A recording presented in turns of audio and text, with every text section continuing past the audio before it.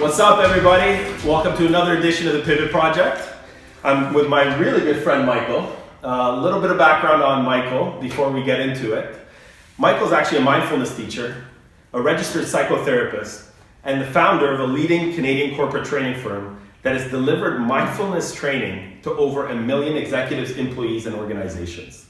That just boggles my mind because when I think about his journey, which we're going to get into, it's just unbelievable how far he's made progress with the vision and the committed actions that he's taken to get to this place.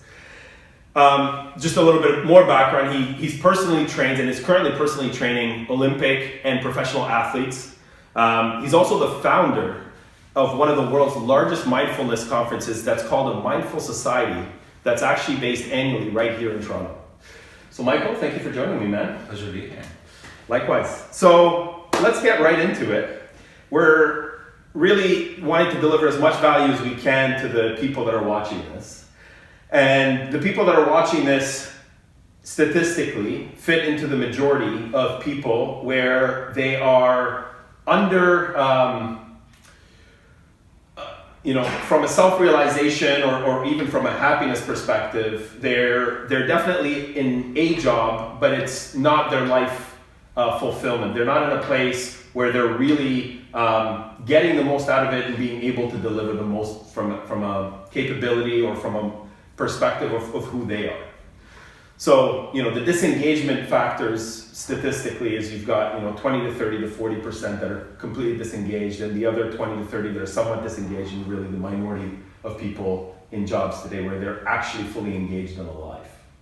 So to be able to putting that into perspective, statistically the majority of you watching, how can we, from your story, how can we focus, and what would be the intention of today for you to be able to deliver value? Let's sort of maybe put that, focus or intention out there before we even start. Yeah.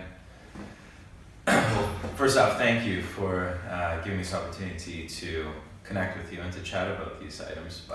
For me, probably one of the key things where I could provide some insight is around the mindset that's required to find fulfillment. There's a lot of incredible research that's coming out in neuroscience and in performance psychology and applied psychology that really shows us, the way that our minds function, especially when we're in high stress modes or in burnout modes, or when we're completely absent-minded, if you will, or when we're fully present, what happens in those moments and how you can actually train that. And perhaps even share a little bit about my journey on how I went from a space of finding, because I too was engaging in a number of different positions in a number of different companies, and I truly wasn't fulfilled within them. And I was actively listening to that. I was really aware of that. And through that awareness, I then was making my choices, my next steps. And then to the point where I've literally made my livelihood cultivating awareness in people's lives. That's awesome. And maybe let's just Cole's notes tell that story, because I've had the privilege to be part of a lot of that journey. I remember the first time when we were straight out of school, you had moved to New York for a short period of time, because that was sort of the first entry into PR and marketing, and you definitely made the maximum, you maximized the opportunity. I remember you were doing some pretty crazy stuff, in the middle of Manhattan. You were doing it for some really big brands.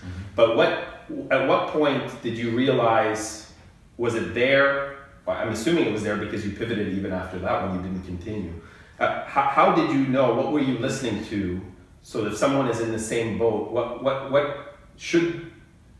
how would you describe what you heard for them to be able to resonate with it, maybe on, whether it's time to try something new?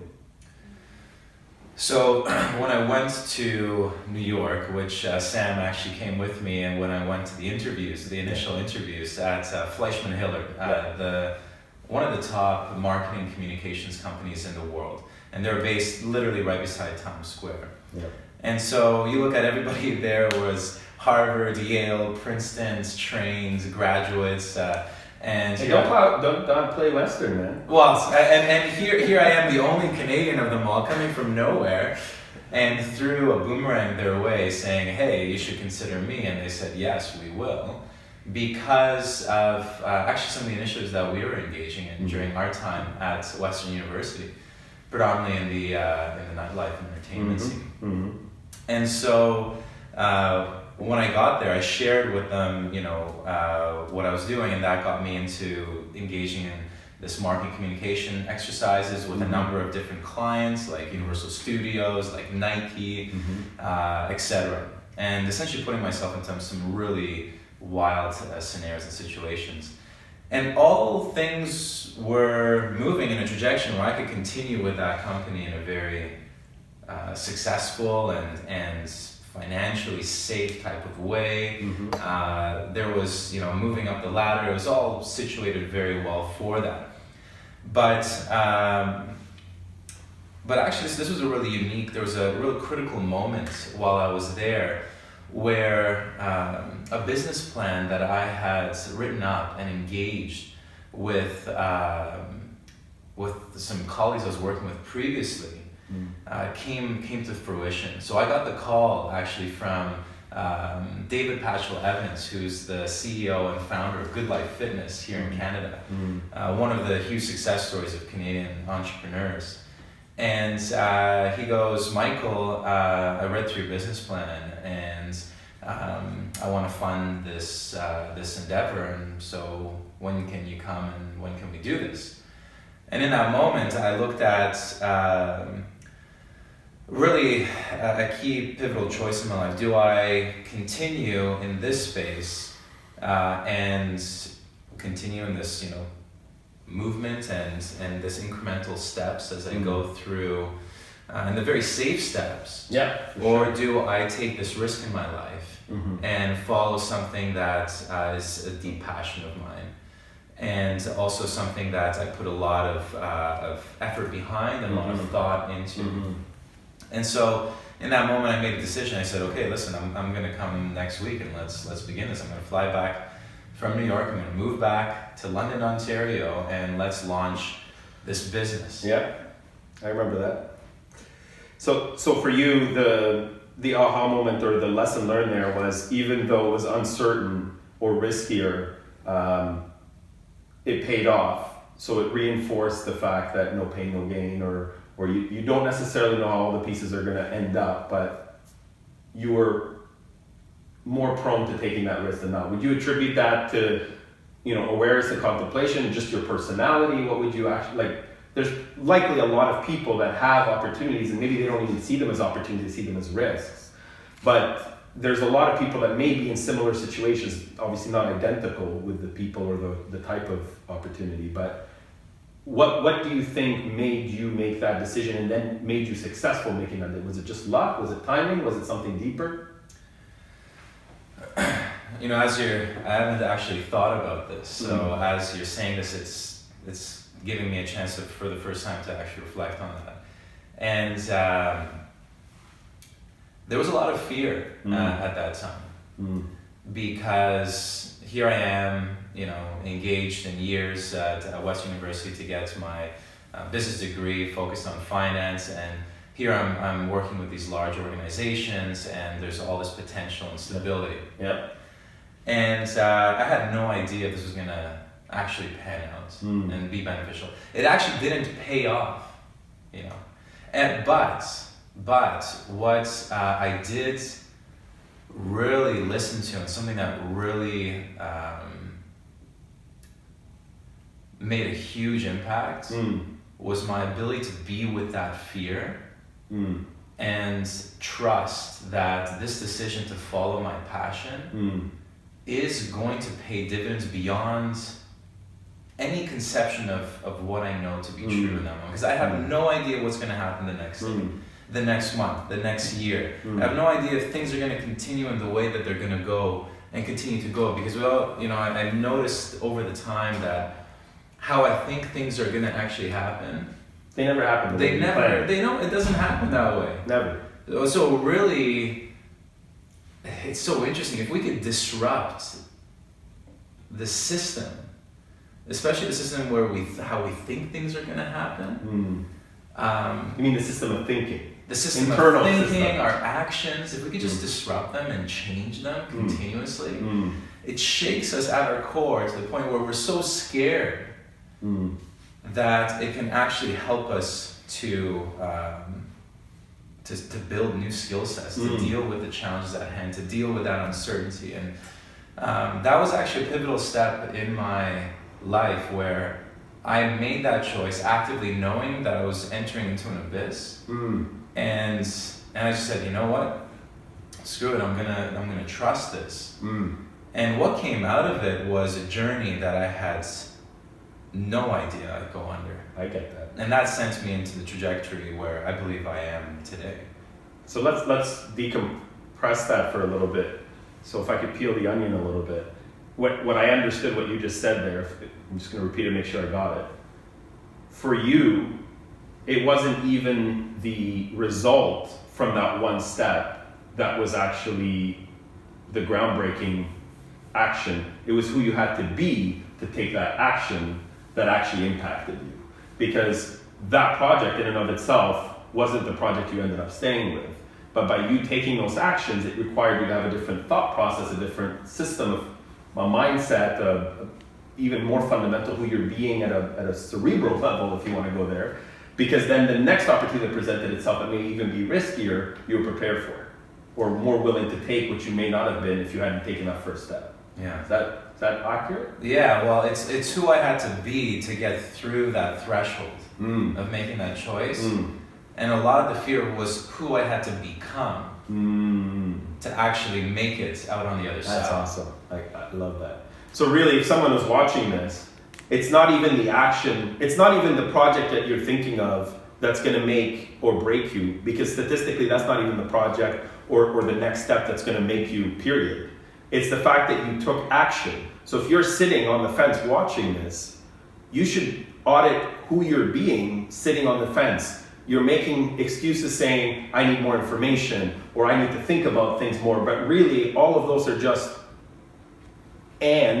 conversations so that you are not having to be the person you have to be to actually have the results that you want. Yeah. And so for critical junctures in my life where I was crossing these thresholds, and I noticed I started crossing them a little bit more easily every single time. Yeah. It seems like there's that sort of, when you say the decisions that we're making and the initiatives that we're engaging in aren't necessarily the end game. Yeah. Actually, they are almost never the end game. And you don't know the end game. We have no idea what the end game is. So you can't even strategize to the end game. No, it's like iteration. Yeah. Right? To iterate, what you're doing is like, okay, I'm going to create something that moves a person from one place to another. And so we start with the skateboard. And now something that turns into the Tesla. Right? That leap was so incredible. And the only way to actually make that possible is to cross the threshold thousands and thousands of times. Like a muscle. It's and that training, like to be able to do that. There's some skills that are really helpful, and I noticed that the more I actually engage in mindfulness practices for myself, right, specifically open and receptive acceptance of whatever it is that's coming my way in the moment, whatever the experience is, rather than judging it, just holding in this open and accepting, very curious stance, allows me to move in and out of uncertainty in a different way, where other people are literally resisting, freezing, they're fighting it, they're running from it, and I see it, in a number, because right now I train thousands of people to do what I do, and it's so interesting to see how many aren't able to cross that threshold and how difficult it is, and that's not to be understated. Right? Because I think there's some, our conditioning as we've been raised, the society that we're in, it really creates a heavily judgmental mind. Mindset, right? Self-criticism is really present, and so to be able to see that, to recognize that, and then to own it, and to know that I'm only going to grow from this by stepping into this difficulty. It's pretty incredible what it can do. I love that, because really, this comes down from a personal development perspective. My biggest aha moment in all my books and all my courses and all my personal reflections is the whole concept of be, do, have. Right? Our society, when you said that, it really resonated with me because today's society, we focus so much on knowledge or academic knowledge as the precursor to have power. But in fact, the more that you focus on that, the more you're missing the actual critical path that will get you there. And then, it actually hurts me when I talk to so many people that, have asked me for advice, and I can see they're totally lost because their whole theory is, I don't know what I want to do, so I'm going to go back to school to get more diplomas, more degrees, more theoretical knowledge without really working on myself. It's because society has conditioned us that somehow this type of, and statistically, you look at how many people have multiple degrees and are working minimum wage jobs, there's no correlation, actually, because some of the richest people in the world didn't finish university. So really, I'm not knocking school, right? But it's the societal constructs that have created a reality that's not based on any data, right? We're living in a world where if you just rewire your brain to actually work in your own self-interest, control your emotions, it's not even control. I mean, you could probably verbalize it more eloquently than me, but for me, my experience is become aware of it, but don't resist it. So that fear that you felt, that fear that I felt every time I jumped into a business, every time that I tried something new, every time I moved to a different city where the cost of living was higher. And all of these things, there was a lot of reasons I could have given why I shouldn't have done it. And they would have been probably valid reasons.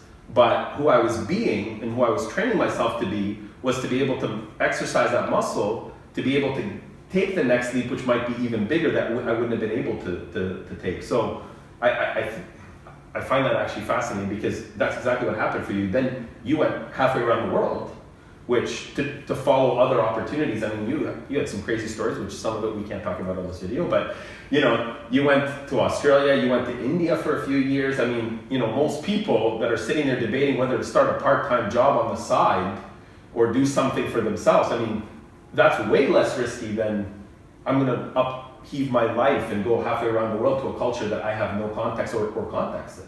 And then be able to just thrive fully because I'm just going to embrace whatever challenge there is. I mean, I think there's something really phenomenal for people to start analyzing how far away they are from being able to do something like that. And I think as right now, I find myself with 2 kids, right? Dealing with mortgages and the a lot of these realities in life. There are real challenges. Yeah.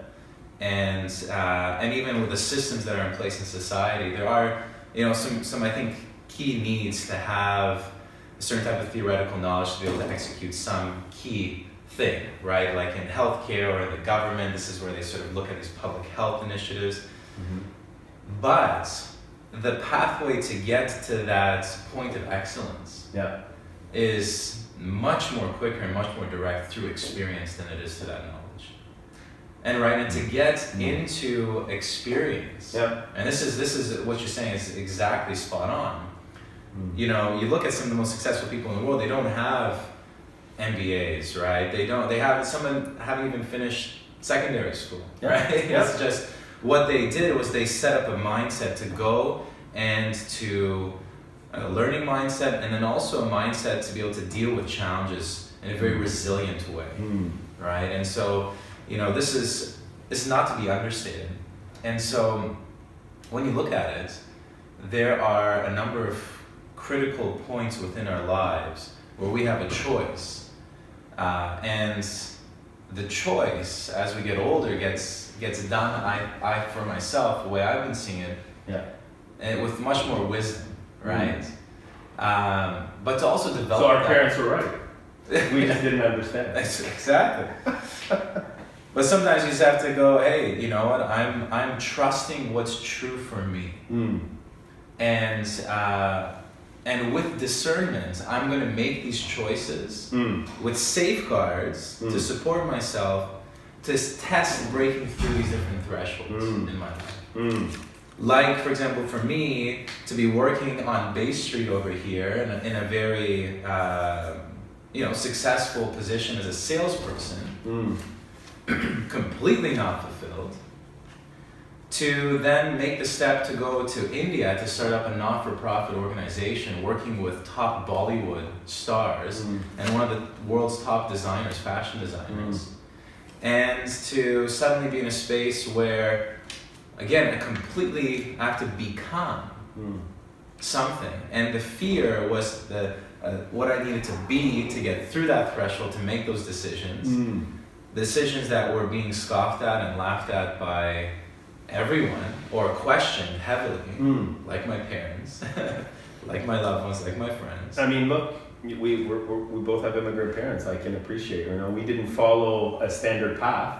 Yeah. And, from a paradigm perspective, that was hard for them to comprehend, not because they didn't, it came out of a place of love. But I think that's something really pivotal, that the second you try to do something, most people are not winning, and by winning I mean they're not fulfilled in life. Yeah. So if you follow the same pattern like everyone else, by definition, statistically, you're not going to win. So the second you try to do something different than the masses, you're actually breaking paradigms. Now, you're breaking it for yourself, but it can be painful if you're breaking it for others that you care about. So how did you deal with that, and how long did that affect you? Like, how long was it until you started training hundreds of thousands of people and started making, and having a team and having a company that they were able to see the vision? Or was it before, or did it even matter to you after a certain point? Like, walk us through that. Yeah, but I think there's one thing I do want to mention around what I've learned is so essential in this process, is that it's not so much the initiative, the project that I want to engage in, or the direction I want to go. That is the big thing. That is the right thing. But the cultivation of the resilience, the hardiness that we have to deal with the challenges of life in the process of pursuit, that helps us to continue to move this. Because if we know that majority of businesses fail, then what that requires us to move through is literally experimentation and testing of so many different things. When we engage in a business effort, they fail because we thought that is the end game. But really what it is being hardy in what's coming up for us in the moment, how the industries are changing, how decisions need to be made, how I need to market, how I need to test this, how do I need to understand what people actually want and what they're searching for. All these key parts is a constant learning and experimentation process that requires this hardiness, this mental toughness, this resilience, and specifically a deep sense of self-compassion towards ourselves. And so, all of that can be cultivated, right? And all of it can be cultivated. And so the biggest thing is the success that's coming through the growth in my businesses wasn't my focal point. And this is something that I came to a deep realization when I was in India, when that not-for-profit didn't come to pass the way that I thought it would, as a whole host of other initiatives. Because you went from failure to failure to failure to bigger risks, to bigger bets, to failure to failure to failure. And I guess that's actually the point. That's not in spite of those failures. Those failures were actually data points that were getting you to where you needed to get, because you were actually becoming the person you needed to become to be able to do what you actually ended up doing. They were all experiences that built me to the person that I am today and that continue to influence everything that I do. And as I continue in what I'm doing day to day, moment to moment, that's continually building within me different type of skill set. And the interesting thing is all these experiences help me to be who I am. And all of these failures are only a perception in the mind. But let me dive into that. When they were happening to you, did you experience them as failures or as experiences? I literally experienced all of them as learning opportunities. In the moment? In the moment. That's amazing. In the moment, that's not to say that it felt brutal and challenging. When things were falling through the ground, when opportunities were being lost, when decisions were made that were completely offline from where I wanted to go. Right. And those were really heavy, tough times. I remember. Tears and despair. And I remember some serious Skype calls. yes, I needed a support network. Yeah, So I the gotcha. mastermind principle is really key, to have a real solid group of people that support you through this time Mm-hmm. is really powerful. But then what helped me bear through the trials and tribulations of life, and this is just happening here now in today's society at a much more heavy pace than even, looking back 15 years ago in my life. That was when I really took flight in this. My meditation practice steadied me through the trials and tribulations of day-to-day life. And literally in the middle of all this intensity and these decisions and where I was, I came to a deep realization that, wow, this practice that is helping me so immensely deal with the intensity of life, to bring novel ideas to bear and new products and services that could potentially help other people. It was helping me to essentially stay resilient throughout it all. And so in that moment, there was a key turning point where I realized this is going to be my life. This practice, which has sustained me and supported me, I need to share this with as many people as possible, because I just know that society is just going to get eaten up by the challenges and stressors of today's life without these types of practices, right? Especially when it comes to mental health, because I know it's from my own anxiety, my own bouts of depression when things were low, that if I didn't have that perspective that these practices were providing me, that I would have closed the book on all of that a long time ago.